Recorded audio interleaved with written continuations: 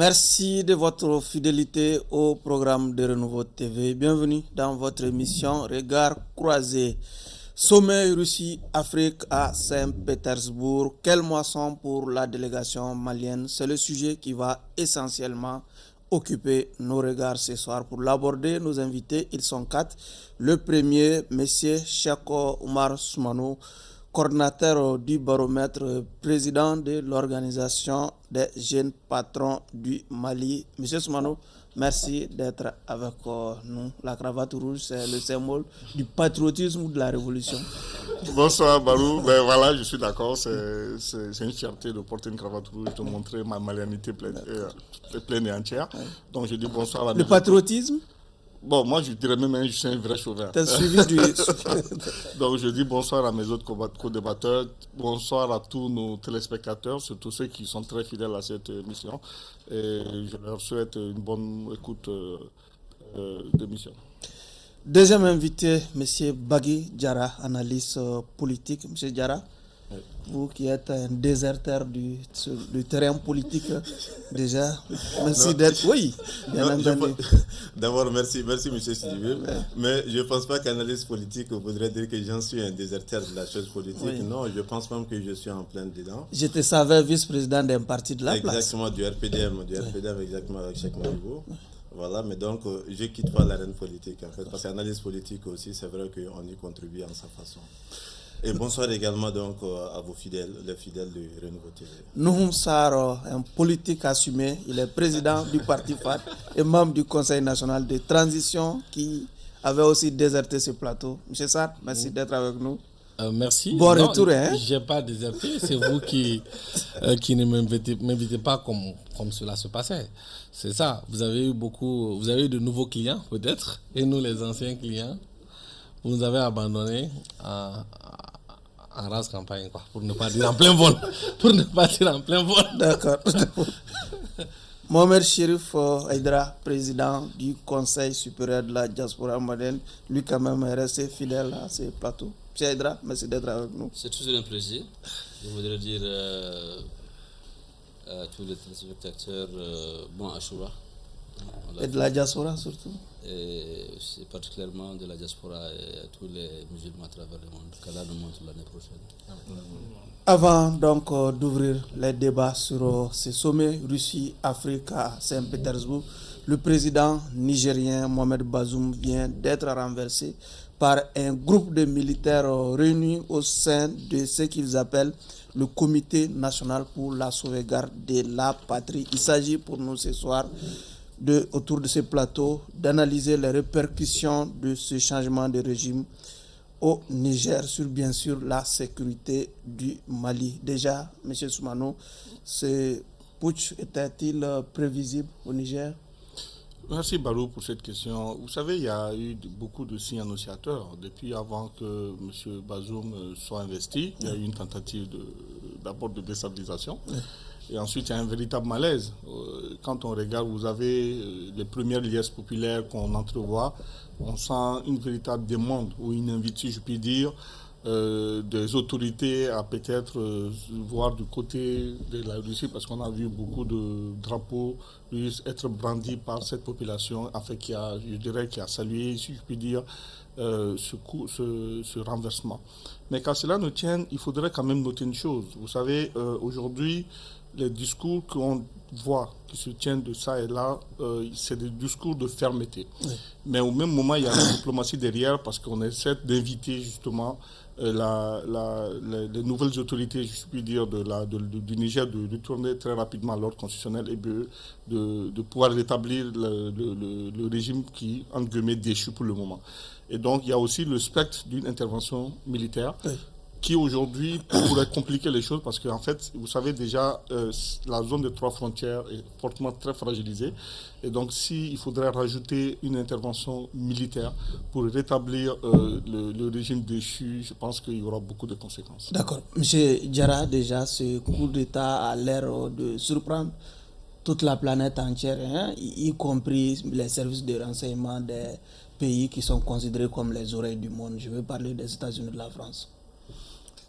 Oui, je serais d'accord en partie que, tel que c'est survenu, que ça pourrait effectivement être Peut-être vous allez vous approcher un peu au micro aussi. Ça pourrait être considéré comme effectivement une surprise. Personnellement, j'en suis surpris. Mais je dénote également qu'à l'origine, si vous faites attention à ces différents coups d'État, c'est parce que toujours, il y a une chose politique qui n'a pas marché, qui est fondamentalement les élections. Et je pense qu'il l'a dit tout de suite, Soumano, qu'à son investiture, bien avant même, qu'il y avait effectivement quelques échauffourées, en tout cas quelques soulèvements à ce niveau-là. Ça dit que nous partons toujours des élections qui sont contestées, des élections qui ne sont pas acceptées par une bonne frange donc de nos populations. Je pense que c'est ce modèle démocratique-là et qui laisse entrevoir pas mal d'instabilité en fait devant nos régimes-là. Donc je précise effectivement que j'en suis surpris parce que je me disais au moins que lui, il allait peut-être apprendre des autres. Quand je dis lui, c'est avec tout son régime, c'est de regarder et d'être à l'écoute de son peuple. Je vois mal un dirigeant se considérant plus intelligent ou plus averti que son peuple qui met en avant chaque fois des aspirations qui sont souvent très et profondément légitimes. Oui. Donc je pense qu'à première vue, c'est ce point de vue-là que je partage, qu'il nous faut toujours interroger notre modèle démocratique et faire en sorte qu'il puisse être fondé, mais véritablement fondé sur les aspirations de nos peuples-là. C'est en cela que nos régimes peuvent effectivement échapper à une instabilité plus globalement, mais aussi ces coups d'État qui sont effectivement à déplorer, parce que chaque fois qu'il y a un coup d'État, de mon point de vue, il est à déplorer parce que ça veut dire que quelque chose n'a pas marché, mais pour autant, il faut rapidement se remettre là, parce que ce qu'il faut sauver, il s'agit de l'entité pays qu'il faut sauver avant tout. Nous, Sarr, ce coup d'État a l'air de surprendre le monde entier. Est-ce que ça doit être le cas? Pas moi. Pas moi. Tous les services secrets, en tout cas ceux qui s'intéressent à la sous-région, étaient convaincus que le régime de M. Bazoum ne tenait pas sur une base légitime. C'est évident. Les élections se sont passées dans des situations, dans des circonstances totalement inacceptables dans le cas du Niger. Ça survient dans un contexte difficile pour le Sahel. Oui. Mais il y a plusieurs leçons à tirer. La première leçon pour moi, c'est de dire que les combines, les connivences, les complots n'ont jamais fonctionné en politique. Lorsque Youssoufy a passé ses 10 ans, on s'est dit, on va passer la main à Bazoum et après, ça n'a jamais fonctionné. La deuxième Il était leçon, quand même le président du parti, je vous dis, la deuxième leçon, c'est que il n'y a pas de bouclier en dehors de son peuple. Le seul bouclier qui vaut en démocratie, c'est le bouclier peuple.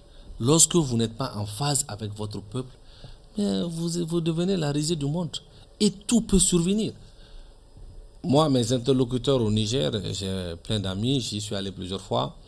Je leur ai dit, en tout cas, je serais surpris de voir le régime tenir 3 ans. Je serais surpris. Parce qu'il découle, moi je connais un peu la composition de la sphère politique au Niger. Il y a le parti de Hama qui incarne une force populaire incroyable, l'ancien président Maman Ousmane et tout ça. Et dire que ces gens ont perdu les élections de cette façon-là, personne ne peut croire en ça.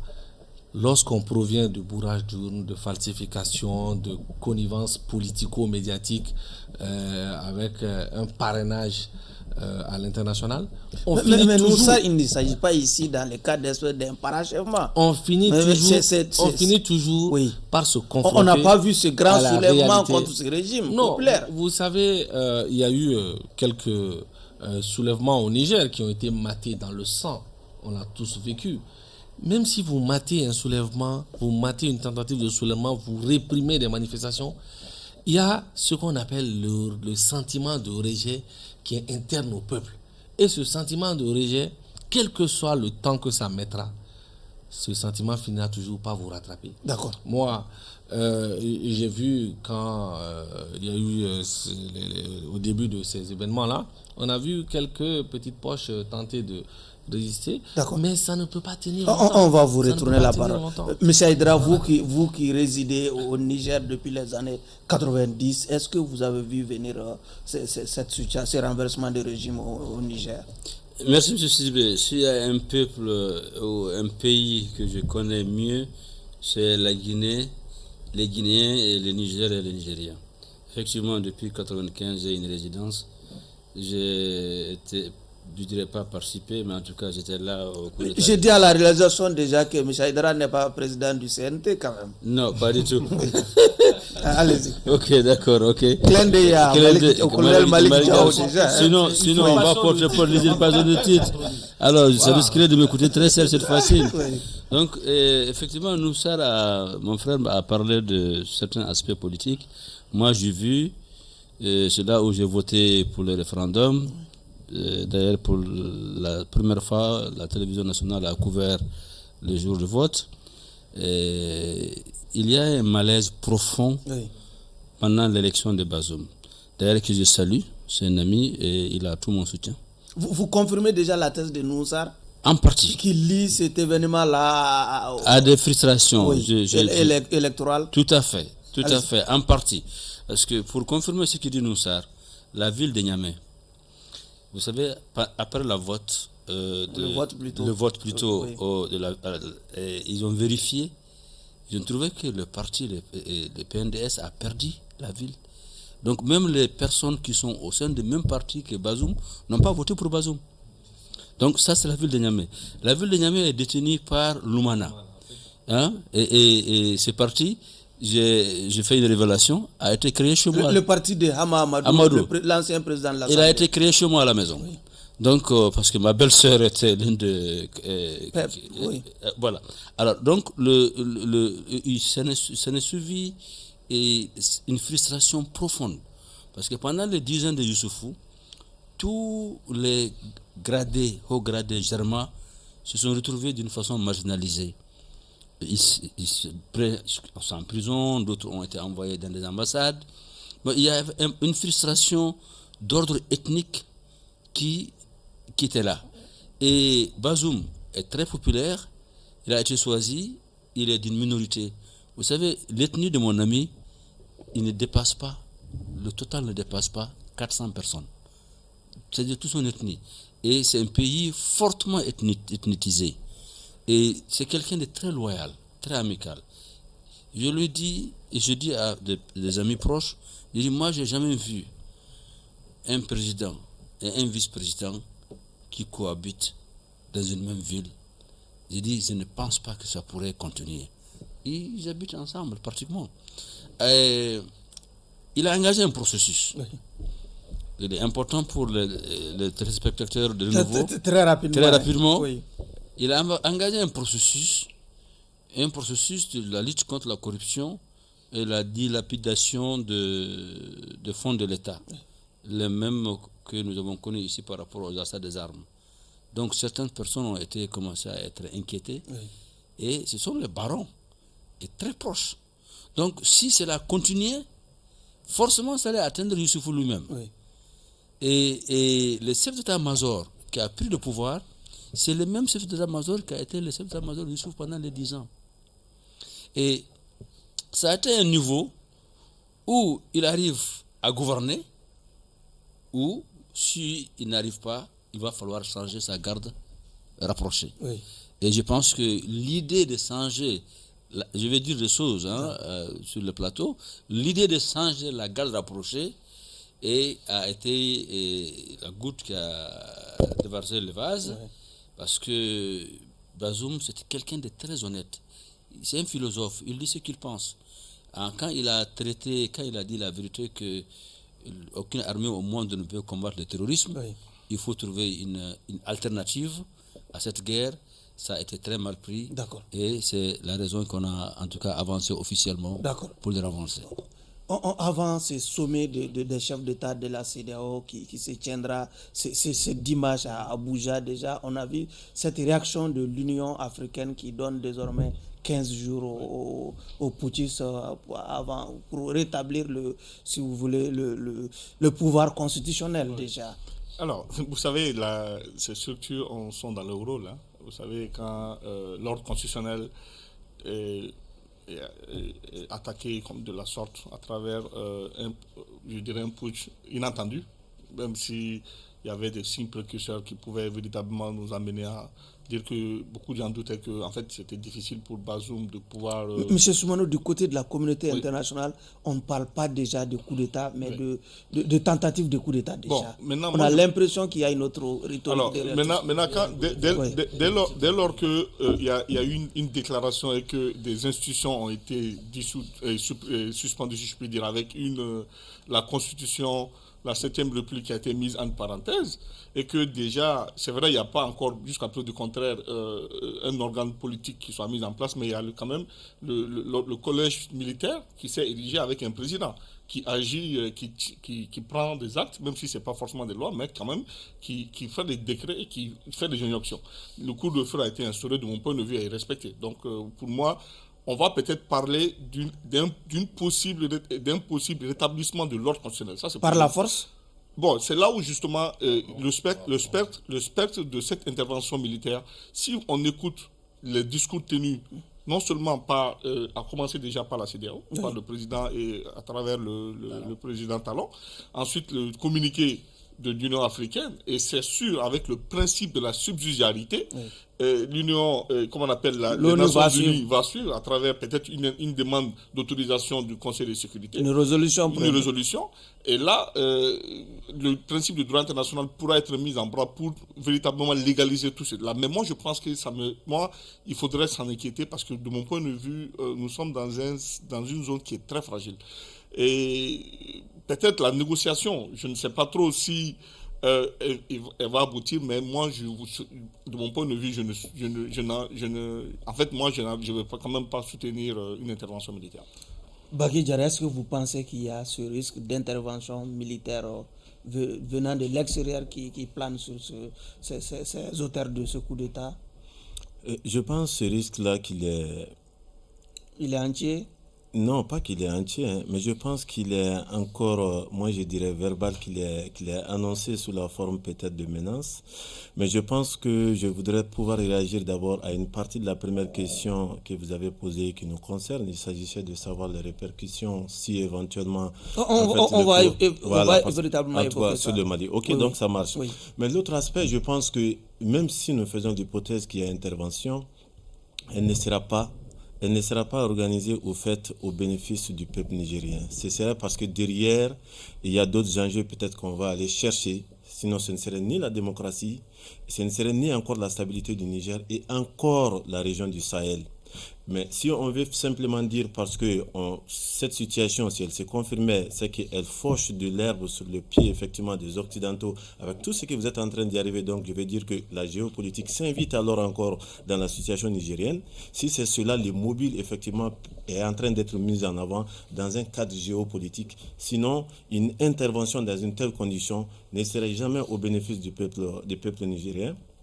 Encore au profit donc de la démocratie et encore au profit de la stabilité même donc de la région.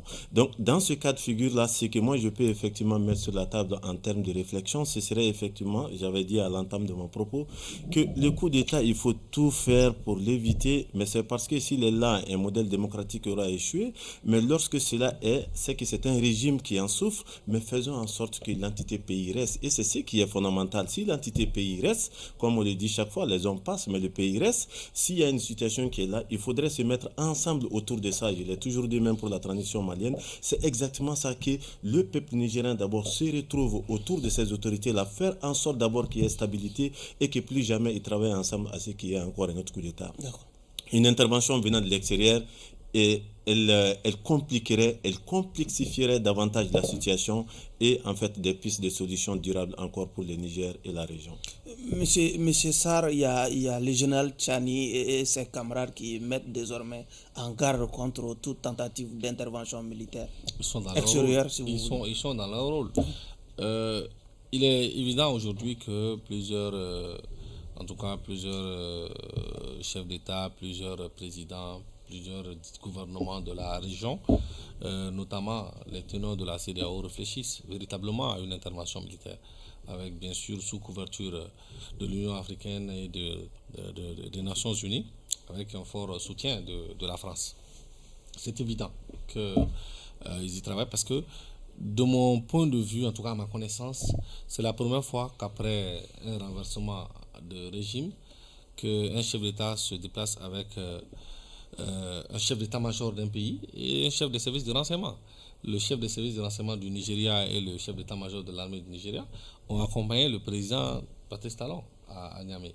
Et ça paraît comme une menace. Mais en tout cas, M. Diarra l'a dit, les intérêts, c'est une intervention militaire à ce stade ne se fera pas pour les intérêts du Niger ou du peuple nigérien. Parce qu'il y aura une confrontation et ce serait des pertes en vies humaines, ce serait du sang coulé. C'est quelque chose qui n'est pas à accepter. Mais nous sommes dans une configuration géopolitique où c'est un peu la dernière poche pour l'ex-puissance coloniale. Il y a des enjeux stratégiques au Niger. Le Niger, c'est une partie importante du Sahel. Le Niger, c'est une bonne partie de l'approvisionnement du monde en uranium. Il y a des enjeux stratégiques qui se jouent actuellement au Niger et qui sont extrêmement importants. Je vous dis, j'insiste sur les leçons. Oui. C'est extrêmement important. Tout dirigeant doit tout mettre en œuvre pour être en phase avec son peuple. Lorsque vous n'êtes pas en phase, parce qu'il arrive quelquefois que le dirigeant reste dans sa bulle, dans la présidence, dans son bureau, et se dit, il écoute les flagonneurs, les zélateurs qui chantent tous les jours, et il se dit qu'il est en phase avec son peuple. Mais c'est un beau matin, comme Bazoum vient de se rendre compte, se lève, il n'est pas en phase avec son peuple. Le seul remède contre le coup d'État, c'est la bonne gouvernance. C'est la bonne gouvernance qui fait que vous serez en phase avec votre peuple. Si vous n'êtes pas en phase là, vous pouvez être protégé par toutes les armées du monde, mais votre peuple finira par arriver à votre fin. Ce sont vos gardes-corps, c'est votre garde rapprochée. Dans le cadre du Niger, c'est le chef de la garde présidentielle qui a été l'élément déclencheur. D'accord. Donc c'est important que cela soit vu. Les pratiques du passé ne doivent pas être aujourd'hui mises au devant. D'accord. C'est de nouvelles pratiques que les peuples souhaitent, et lorsque ces nouvelles pratiques ne sont pas là, dans le cas du Niger, vous avez vu, Bazoum a été élu. D'accord. Il a enclenché, selon les dires, une lutte contre la corruption, mais qui, de mon point de vue, n'était qu'un moyen de purge, parce que Bazoum était au cœur de la gouvernance des 10 dernières années de Issoufou. S'il y a eu corruption, il y a eu détournement, ça s'est fait bien sûr avec la complicité de Bazoum. Mais vouloir enclencher la justice pour faire une purge, en tout cas, ça va faire couler beaucoup d'encre. D'accord. Mais ça aidera, malgré les mises en garde du général Tchani, une certaine communauté internationale continue à apprécier la possibilité d'une intervention militaire pour rétablir l'ordre constitutionnel. On ne va pas déroger aux règles de regard croisé. Ici, on dit ce que nous pensons et sans langue de bois pour... Absolument. Donc, allez-y. Donc, en fait, les deux généraux, ils ont dit clairement au général Tchani, ils donnent un délai pour laisser le pouvoir ou la CEDEAO. Vous dites les deux généraux? Les généraux qui ont accompagné Talon. Les deux chefs d'état-major. Oui. Non, chefs d'état-major qui ont accompagné Talon. Il s'agit du chef d'état-major et du chef des services de renseignement du Nigeria. Tout à fait. Ils l'ont dit clairement, on vous donne 2 semaines, sinon on va intervenir. Donc ça, je le confirme sur le plateau. C'est ce qui explique la réaction de Tchani, oui, en disant que nous ne tolérons aucune ingérence extérieure. Donc la menace déjà, elle est annoncée. Maintenant, pour revenir au cas du Niger, il y a plusieurs raisons qui peuvent justifier un coup d'État. Je suis d'accord avec mon petit frère, si tu es en déphasage avec ton peuple, ça tourne toujours autrement. Mais il faut quand même se rappeler, Youssoufou a géré le Niger d'une façon démocratique pendant 10 ans. Ce gouvernement qui vient d'être renversé, j'ai ma propre belle-sœur qui est là-dedans, que je salue là où elle est. Je n'arrive pas à avoir ces nouvelles, j'espère que tu vas mieux. Je te fais un gros bisou. Oui, il n'y a pas de problème, hein? C'est ma belle-sœur, hein? Donc c'est pour vous dire qu'il y a une frustration qui date de 10 ans au sein de structures sociales nigériennes. Le parti Lumana, c'est un parti populaire, et celui de Maman Ousmane. Il y a eu un accord où Hama, qui est un ami également, doit être amnistié. Mais à chaque fois que Bazoum a voulu prendre cette décision pour l'amnistier, il a été arrêté pour des raisons ou pour d'autres. Donc, Et cela, ça n'est ajouté à une décision prise par Bazoum pour réellement gouverner. Parce que Bazoum a été mis sur une base d'un deal. Et cette réelle gouvernance qu'il a voulu instaurer a créé des frustrations et qui s'ajoutent à ces arrestations, parce qu'il y a des gens qui ont été arrêtés et qui devraient être devant des tribunaux, qui voulaient donner des noms, et il y a des gens que nous connaissons qui sont impliqués. Donc tout ça l'a mis ensemble, et ceux qui ont sécurisé ce gouvernement, ceux qui ont sécurisé Mamadou Issoufou, et qui ont sécurisé la démocratie, c'était un bel exemple, se sont sentis à un moment donné menacés par leur survie eux-mêmes, et la règle qui s'appliquait, ou c'est lui, ou c'est nous. Donc, cette règle, elle s'est appliquée ailleurs. Hein. Et si on dit sur le plateau de Regard Croisé, on dit la vérité, ben, elle s'est appliquée aussi en Guinée. Ou c'est lui, ou c'est nous. Donc vous ne voulez pas que je dise là où elle s'est appliquée. Alors, on fait une passe. C'est pour vous dire que aujourd'hui, la communauté internationale a décidé d'intervenir. Oui. Je vais encore faire une petite révélation. Il y a eu des emails confidentiels de services de renseignement américains, du Pentagone, qui voulaient écrire à Londres, c'est-à-dire à MI6. Et il y a une erreur. Le mail qu'ils utilisent, c'est MIL à la fin. Et ils ont fait une erreur. Ils ont oublié le I, ils ont mis le L. ML. Donc, le gouvernement malien a reçu tous ces emails qui voulaient être envoyés à MI6. Je peux vous dire, ça peut faire l'objet de beaucoup d'émissions. D'accord. Monsieur Soumano, dans les griefs formulés par le général Tchani et ses camarades contre Bazoum, c'était cette non-collaboration entre le Niger et les pays comme le Mali et le Burkina, par exemple. Oui, bon, vous savez, comme on a dit, il y a beaucoup de raisons. Il y a des raisons non avouées.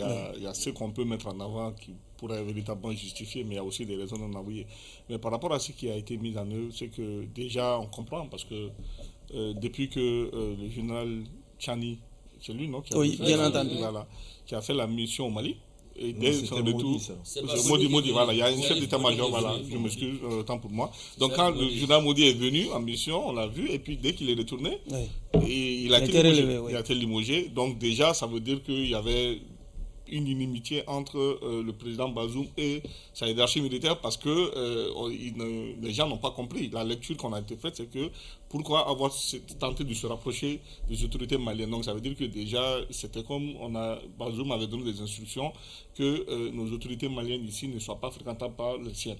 Et donc peut-être ça a été la goutte d'eau qui a fait déborder le vase. Oui. Mais au-delà de ça, comme j'ai dit, depuis au départ, c'est la façon dont Bazoum a été élu. Donc quand les élections ont été, entre guillemets, je ne dirais pas forcément que c'est ça, mais si on a le sentiment que les élections ont été tripatouillées et qu'on a été imposé alors qu'on n'est pas très très légitime, bien évidemment il faut s'attendre à des événements du genre. Et surtout que vous avez vu, comme l'a dit M. Sarr, après la tentative, le coup d'État, lorsque ça a été consommé, il y a eu certains qui ont tenté de vouloir venir à la rescousse. Mais finalement, c'est quoi? C'est le peuple. Sinon, le fond de ma question, c'était de savoir, est-ce que cette nouvelle situation au Niger aura forcément une répercussion sur l'évolution de la situation sécuritaire au Mali, par exemple? Mais c'est ça que j'ai dit, parce que déjà... il faudrait voir, moi-même je ne souhaiterais véritablement pas cette intervention militaire, parce que ce qu'il faut craindre, c'est cela, parce que ce n'est pas ça qui va résoudre le problème. Nous sommes dans une zone où les pays sont déjà engagés pour des combats multiformes, parce qu'avec la guerre contre les terroristes, c'est une guerre asymétrique. Donc ce n'est pas forcément les armes qui vont permettre il faut avoir les renseignements. Donc quand nous avons des armées engagées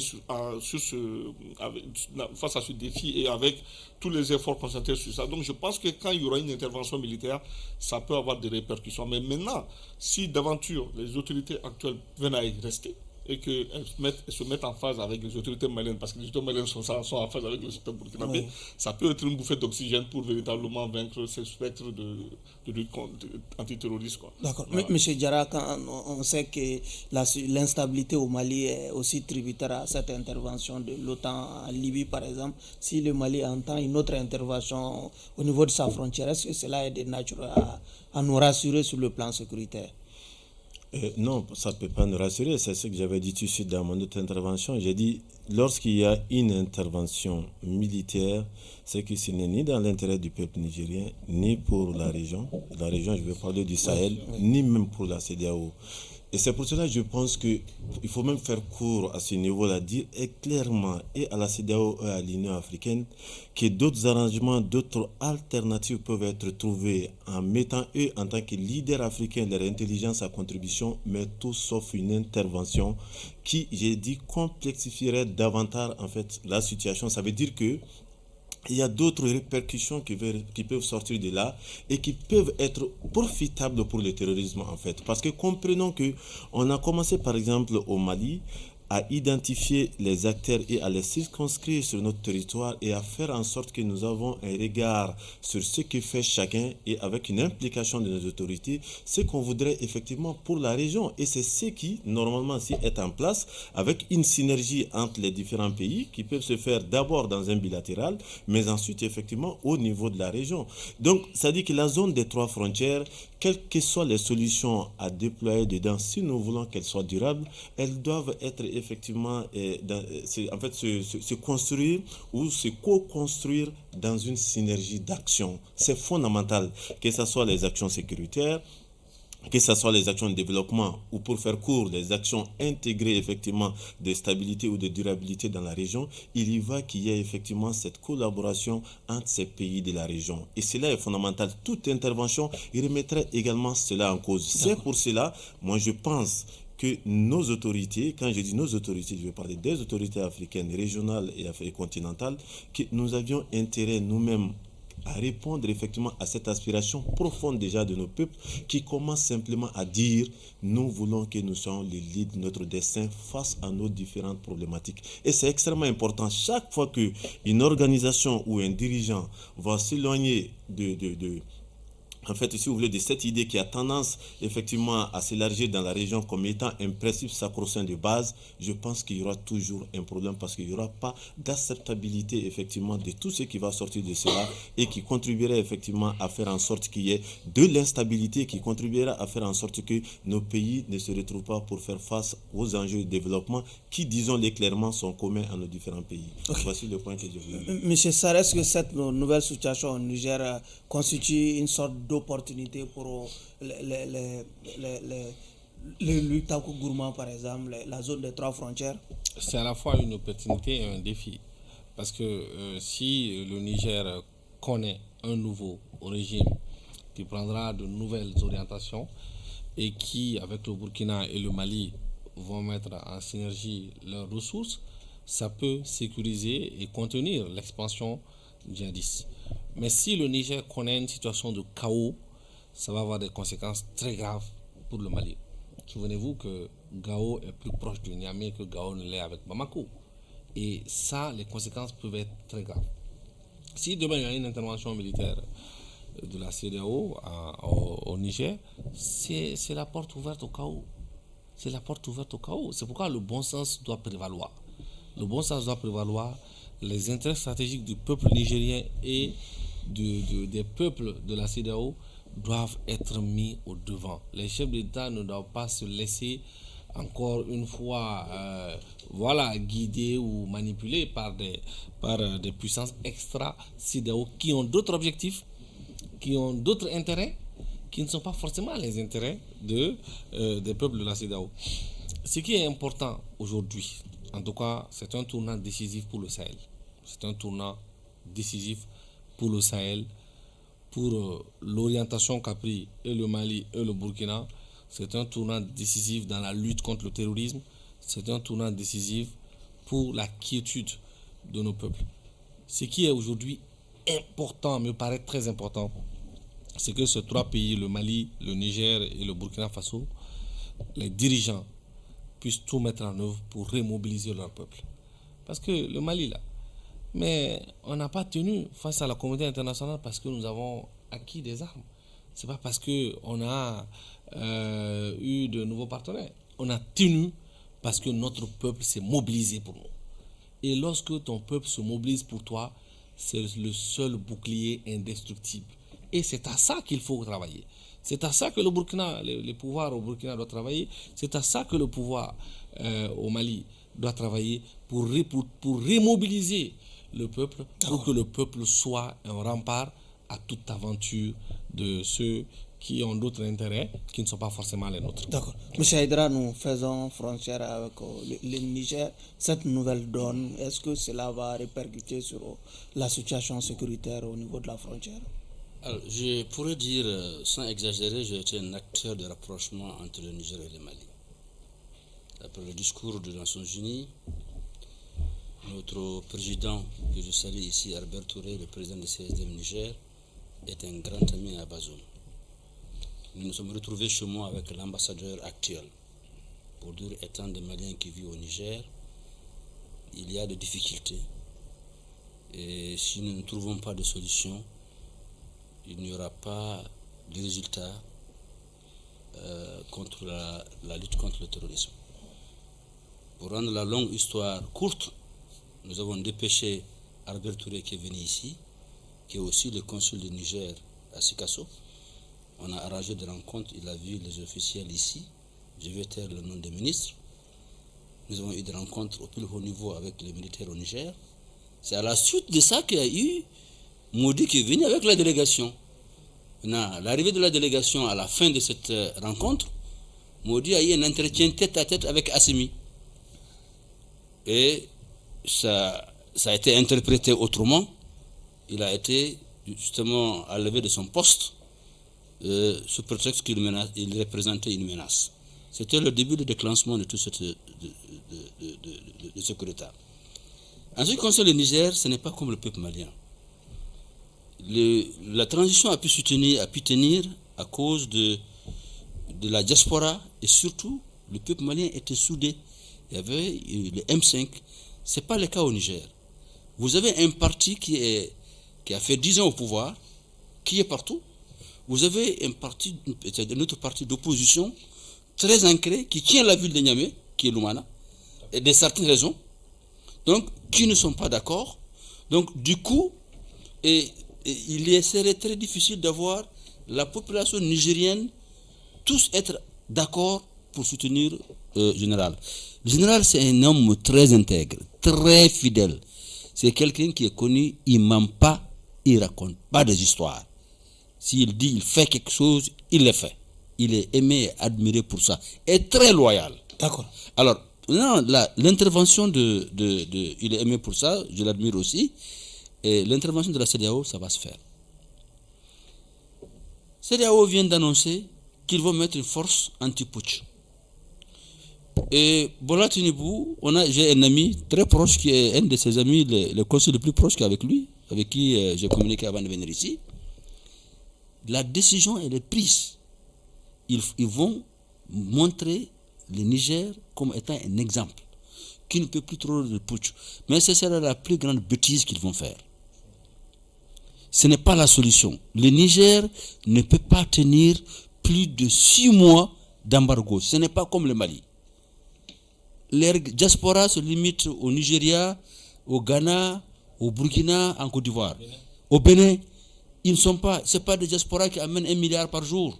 Donc, s'ils insistent à faire aujourd'hui une intervention, d'accord, ça va créer, ça serait un bain de sang. D'accord. Maintenant, la mauvaise nouvelle, si la Russie acceptait de s'imposer et de soutenir le pouvoir actuel de Tchani, ça pourrait retarder la CEDEAO à s'engager pour les enlever par force. D'accord. Mais la mauvaise nouvelle, il faut que je la dise quand même, non?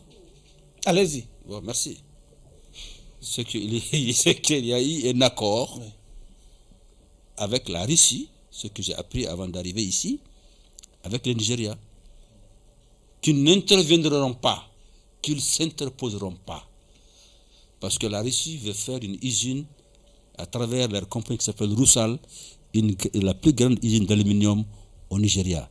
Donc les grandes puissances, ils ont toujours les moyens de s'entendre quand il s'agit d'intérêts. Donc pour conclure, et on peut faire cette transition rapidement, organiser les élections rapidement, que la CEDEAO abandonne cette intervention militaire. Elle sera destructrice, non seulement pour le Niger et pour la sous-région.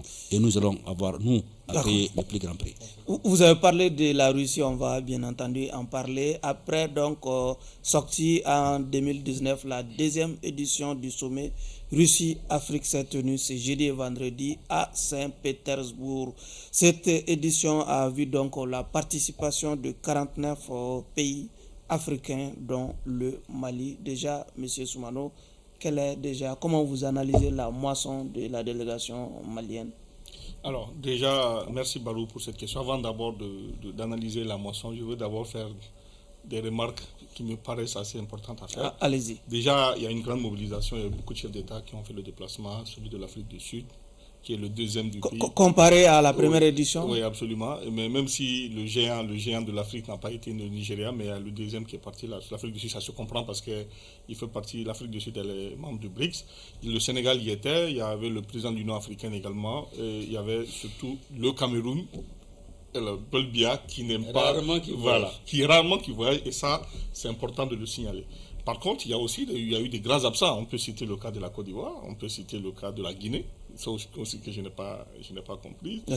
Et autre chose, il y a eu certaines contradictions dans les discours, pendant que certains applaudissaient de leurs deux mains les discours patriotiques tenus par le capitaine Ibrahim. Il y a le président Macky Sall qui prenait le contre-pied en disant, en tout cas, de pouvoir ramollir.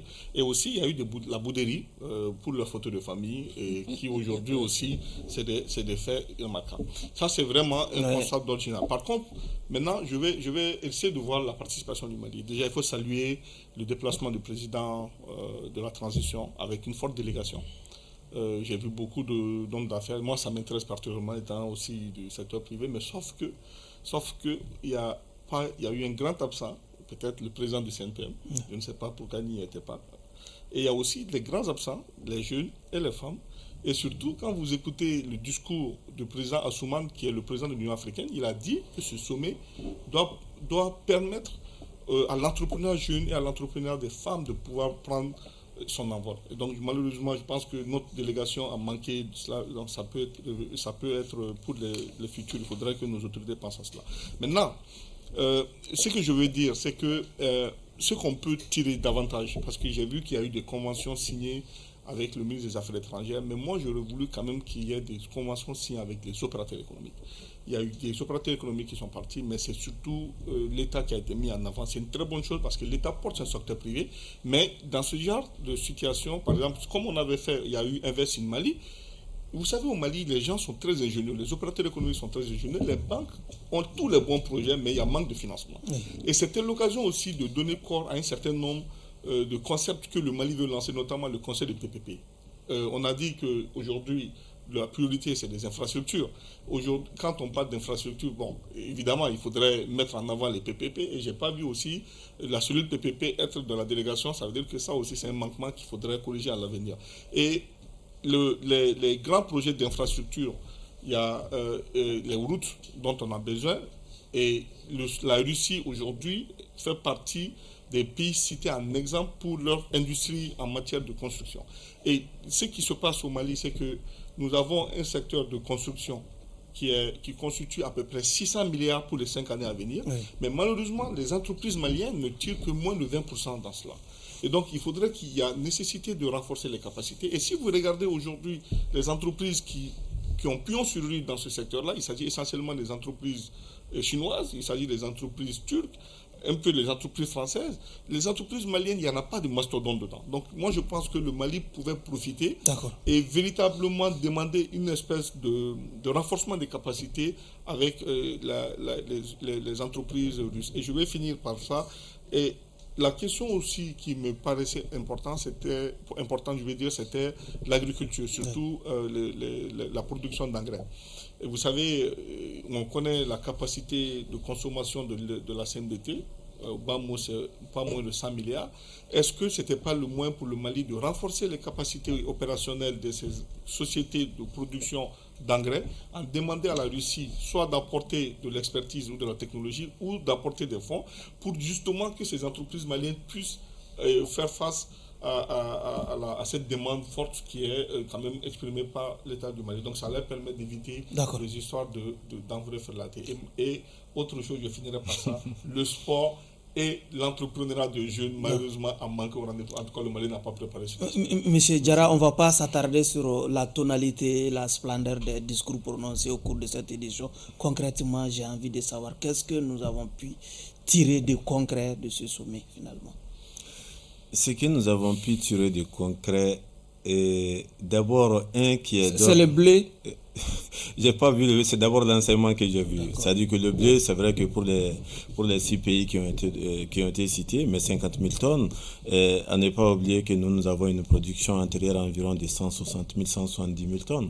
Donc vous voyez que c'est à peu près, peut-être pour les 6 pays, c'est le tiers de ce que nous avons en termes de production agricole. Donc ça veut dire que ça reste un geste qui est à saluer. Une aide, hein? Voilà, donc ça veut dire qu'il faut aller au-delà de cela. Maintenant, l'autre, c'est les bourses.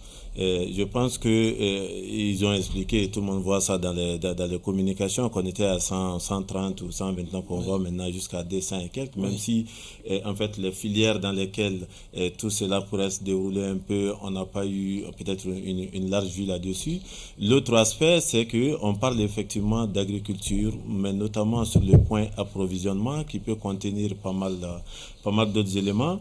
Donc en termes de moisson pour la partie malienne, et au-delà de l'enseignement, moisson directe de ce que nous avons, hein, donc au-delà des bourses, côté céréales, et puis encore cet autre côté qui est toujours céréales, mais cette fois qui rentre dans un cadre commercial, mais toujours dans le cadre de l'approvisionnement donc en produits céréaliers. Ça, c'est les quelques mentions que moi j'ai pu noter. Peut-être que d'autres mettront d'autres points dessus.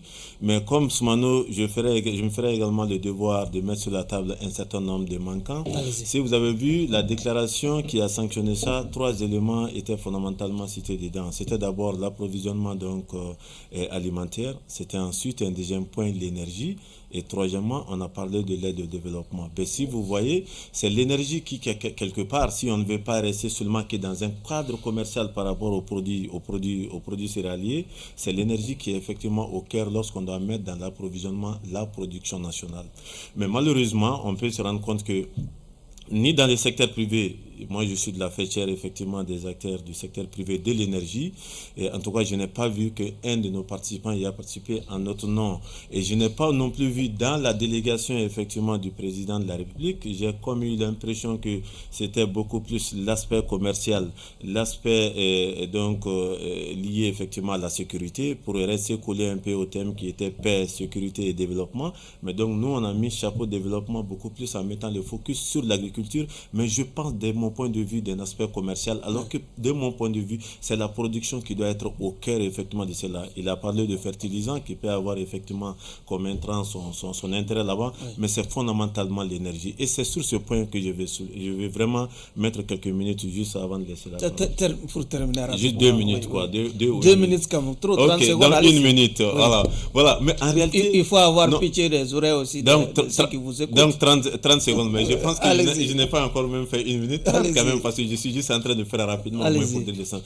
Mais le point de l'énergie est essentiel. Quand moi je dis chaque fois que l'énergie n'est pas aux priorités, en fait dans les priorités au haut niveau décisionnel au Mali, mais c'est une réalité, alors que vous voyez que ça dit que c'est vraiment un axe de souveraineté, pouvoir effectivement travailler à faire en sorte que nous puissions avoir de l'énergie accessible pour faire les liens avec notre économie qui est le secteur primaire à ce niveau-là jusqu'à 40%, ou l'agriculture avec grand A à ce niveau en mettant l'élevage, l'agriculture et puis la pêche. Nous savons qu'à ce niveau-là, l'énergie est un moteur et catalyseur à ce niveau-là. Mais il n'y a aucun document stratégique, de mon point de vue, aucune action d'envergure qui puisse mettre l'énergie au cœur du développement, processus sur lequel le gouvernement s'est engagé actuellement à travers ces 3D. Donc je me dis que ce problème de manque d'action et de cadrage par rapport à l'énergie est fondamental et a été en fait un point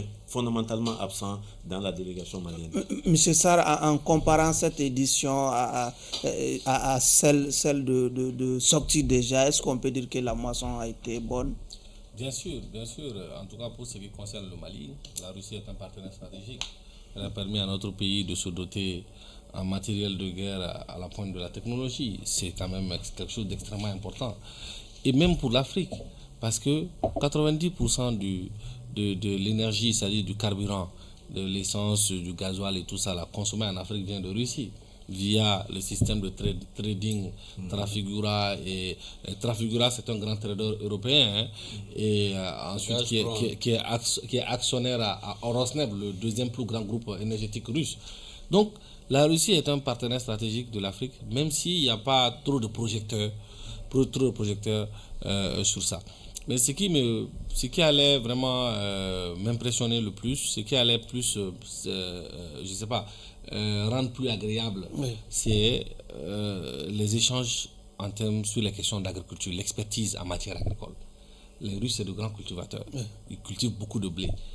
Et nous avons besoin de partager cette expertise-là, et aussi sur l'approvisionnement de notre pays en engrais.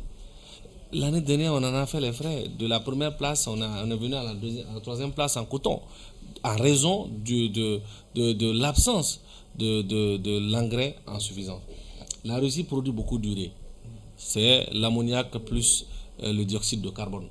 Et la Russie en produit beaucoup.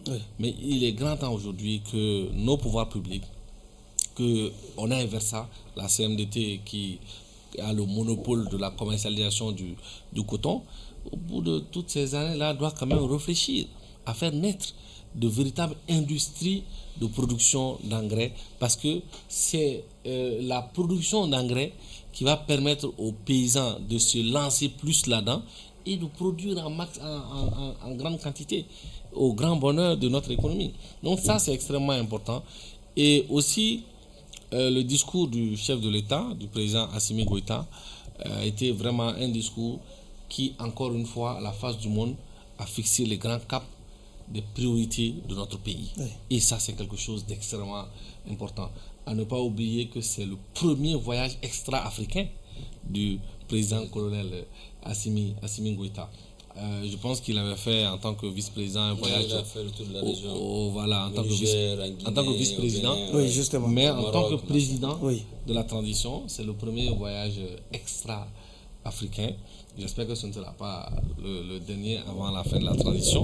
Et nous espérons que cette visite va permettre au Mali de renforcer son cap et de maintenir, tout en se réservant le droit de corriger ce qui a corrigé, le paradigme que nous connaissons. M. Aïdara, qu'est-ce qu'on a pu tirer de concret en participant à cette édition du sommet Russie-Afrique? Ce qui me plaît au renouveau, surtout ces débats de regard courageux, c'est le décryptage des grands événements. Dans tous les pays développés, quand il y a un tel sommet, c'est la télévision nationale qui invite des experts. On fait un décryptage de différents discours. Et cette idée-là que je vous remercie, je remercie de la télévision de renouveau et aussi mes co-débatteurs. Il y a des mots clés quand un président de la République le dit, il faut l'analyser profondément. Le président de la Russie a dit que le Mali est un partenaire clé. Je répète pour une deuxième fois, clé, et une troisième fois, un partenaire clé. Maintenant, à vous, aux téléspectateurs, de faire la définition. Qu'est-ce qui définit un partenaire clé? Clé, c'est dans tout. Nous, ce que nous voulons aujourd'hui, après avoir prouvé notre relation militaire, ils nous ont doté des équipements très sophistiqués au point où les Américains ont peur de survoler le territoire. C'est honteux que des chefs d'État africains demandent qu'on nous donne de céréales avec ce que nous avons comme terre, comme soleil et comme l'eau. Il vous souviendra que dans les années 80, on était encore petits. Chez nous, dans la région de Goundam et de Gao, de Tombouctou, on cultivait le bleu. Et rien ne nous empêche aujourd'hui de cultiver autant de bleu que cultive l'Ukraine. C'est quelque chose que le président, je suis sûr qu'ils pourront le demander. Deuxièmement, l'énergie. Le développement d'un pays s'arrête sur 2 axes, nos 3. 1, les infrastructures routières, ferroviaires. 2, l'énergie. Sans ça, il n'y a pas de développement. Oui. La Russie peut nous en offrir ces infrastructures-là. Est-ce qu'on a eu des promesses de la Russie ce que je peux vous dire, je vais pointer le doigt à mon petit frère qui est en face, parce qu'il y a une délégation qui était partie il y a 11 ou 12 mois. Il y a eu des accords qui ont été signés. Ces accords-là, personne n'est au courant qu'est-ce qui a été signé réellement à Saint-Pétersbourg. On sait que Lavrov est venu ici. On ne sait pas ce qui s'est passé avec Lavrov. D'accord.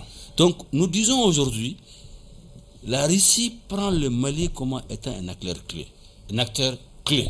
Donc, c'est aux Maliens, c'est à nos dirigeants maliens de choisir cette opportunité, oui, définir nos axes prioritaires, oui, mettre un accent pour le développer. C'est en le faisant qu'on fera les PPP et tout le reste.